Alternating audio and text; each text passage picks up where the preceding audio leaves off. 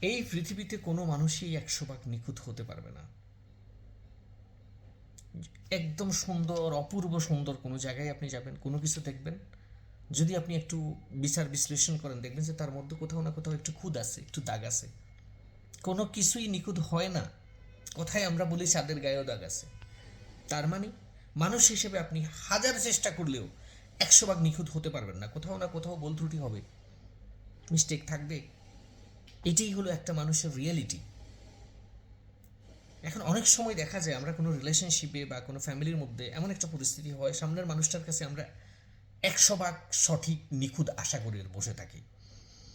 দেখা যাচ্ছে মানুষটা হয়তো আউট অফ 100 90% ঠিক আছে, 80% ঠিক আছে, 85% ঠিক আছে, কিন্তু রিমাইনিং 10 15% ভুল ত্রুটি আছে, নিখুঁত নয়। এই জিনিসটা যদি আমরা অ্যাকসেপ্ট করে নিতে পারি, পৃথিবীর প্রত্যেকটা রিলেশনশিপ নির্ভেজাল থাকবে, সুন্দর থাকবে, আন্ডারস্ট্যান্ডিংয়ের মধ্যে থাকবে।